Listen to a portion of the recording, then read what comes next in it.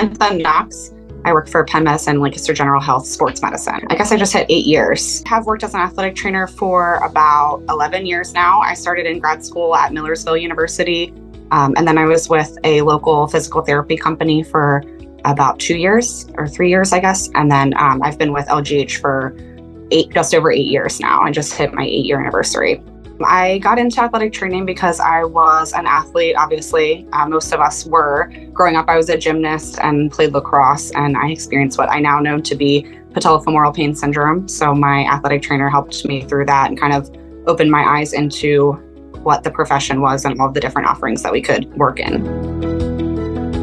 I think personally that a lot of people that haven't played sports are not aware of what athletic trainers are. So I think those of us that were athletes in the past and have personal experiences with those professionals that have most of the time changed the way we've kind of evolved as humans and have been able to reflect on that change and have wanted to make that change in others.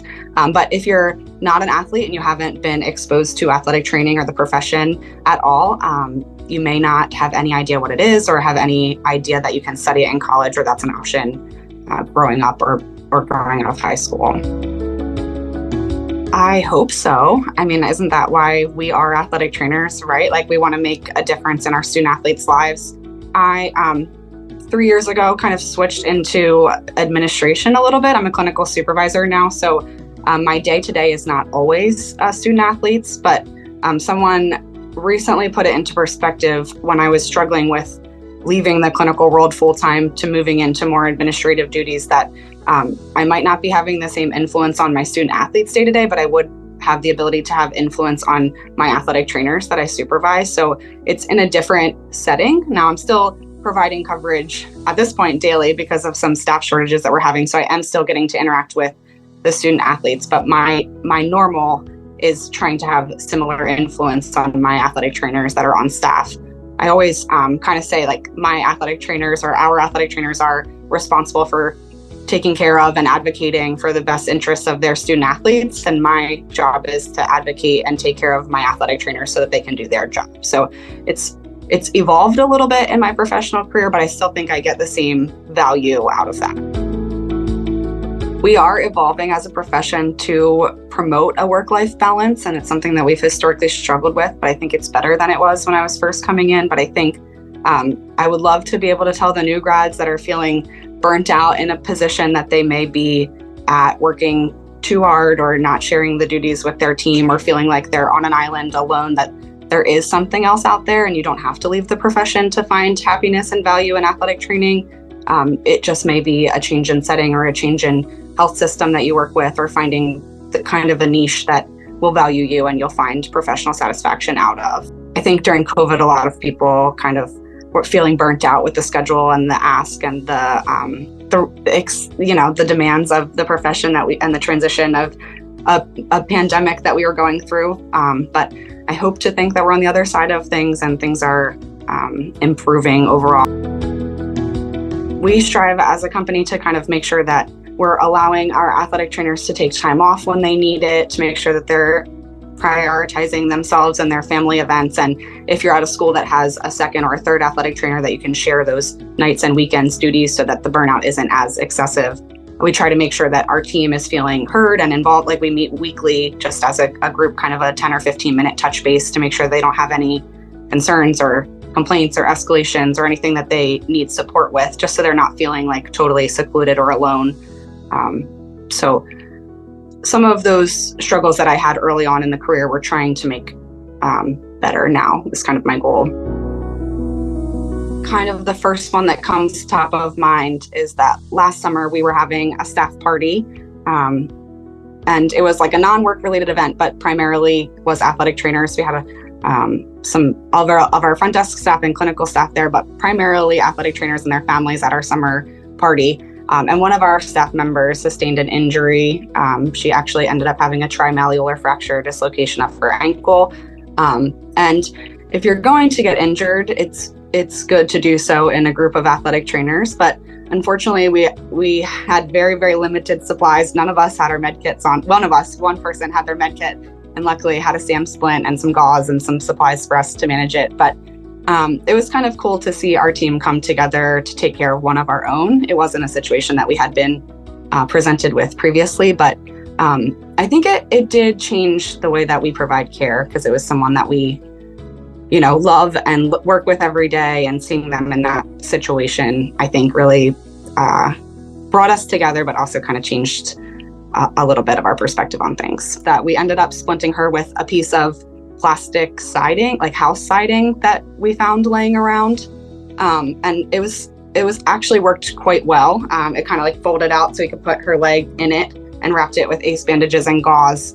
And when she got to the hospital, it was probably an hour or so later, they were putting her into x-ray, and the rad tech was like unwrapping her going, "Is this a piece of siding on your leg?" And they were like, "We're going to save this. This is really cool." So they were all getting a kick out of it. But I think we all have those, right? Like we have those ACLs that we see like as they are injured, and then we get to work with them throughout the entire pre and post-op opportunity, like rehab, and return them to play and get to watch them be successful. And we've done the spine boarding and the heat illness, and from every angle we have, or from every different injury, we have a success story, or kind of a light at the end of the tunnel that brings us back to why we do this job. Whether it's, a thank you card, or working with a coach that recognizes what you bring to their team, or just kind of getting to see the kids smile when they're back out on the field after you've worked with them and know the challenges that they've been through. I think that kind of shines a light on, it helps me keep coming back to work every day, and kind of drowns out those more frustrating experiences that we have with coaches or parents. Those experiences make it better when you focus on them. It's not about doing anything better, I think. I think it's about setting boundaries and protecting yourself, and recognizing that you have an EAP in place for when you're not on site, and that your coaches are trained and ready to act if there is a situation that you're not present for, but recognizing that it is important to be a person outside of being a professional.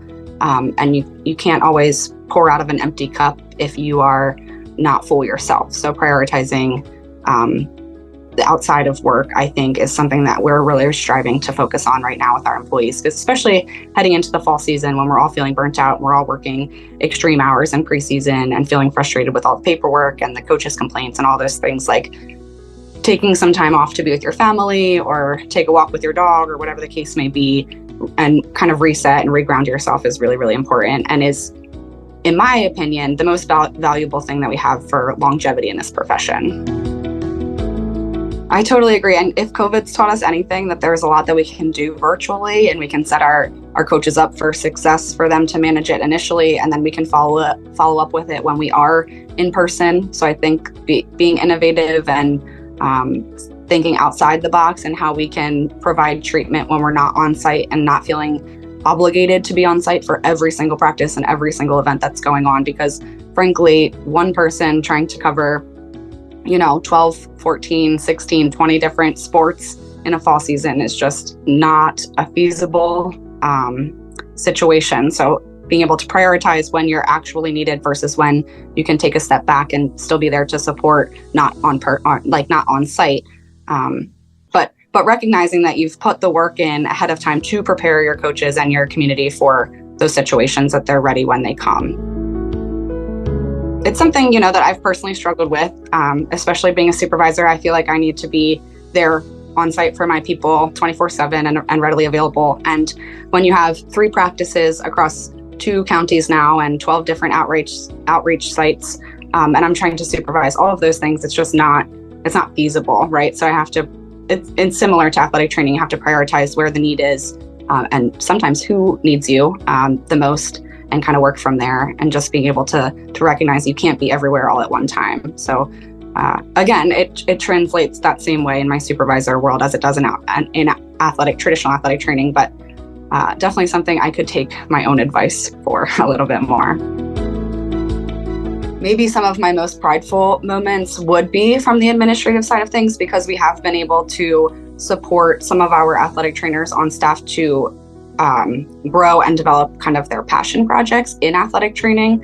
So we have one athletic trainer that is a certified corrective exercise specialist, and she has grown out and developed our corrective exercise program in our office. So she's able to offer a cash-based program service to patients that can do a head-to-toe evaluation, develop kind of a corrective exercise program for them, and then touch base with them either biweekly or monthly to track progress. And she's been able to kind of grow out her, further her education. She's doing a lot of pelvic floor education, breathing techniques. She's furthered her education within athletic training to then develop out that program. And I feel like it's been really, really exciting to watch that, because she's still obviously an athletic trainer. She's still working in athletic training, but she's also been able to then take kind of that focus that she really felt passionate about and build it out from there. So if you're feeling maybe burnt out in a traditional setting or in your day-to-day role, I would recommend trying to figure out what else you're passionate about that maybe is in athletic training, that you could shift your focus to other parts of the day that you're not as busy, that may give you some professional satisfaction outside of your day-to-day role. So again, when you're focusing on the positive, the negative doesn't seem as bad. We also had, and when you talk about fire, we also have an athletic trainer that is recently, as far as we know, the first athletic trainer in the state of Pennsylvania providing athletic training services to EMS personnel or public safety. And that's, again, something that she's been talking about wanting to do for years and years. And she's now working with our Lancaster EMS Association crew 8 hours a week and building that, and has seen a lot of success in that. So both of those staff members are working in their traditional role still, but we've been able to kind of modify their schedule to support those other avenues. So I think that has seen a lot of kind of reduction in burnout and professional satisfaction and growth when you're able to support other. So whether it's research or, gaining another certification, or however you view professional growth, I think focusing on and developing that out can also help reduce some of that burnout, is kind of where I've been thinking lately. And they've taught me things in both of those settings. It's been really, really interesting to see kind of their growth and their excitement in these programs. And I just don't have the bandwidth to do it all myself. So for them to kind of take ownership of those and work toward developing those programs out has been really, really cool to see.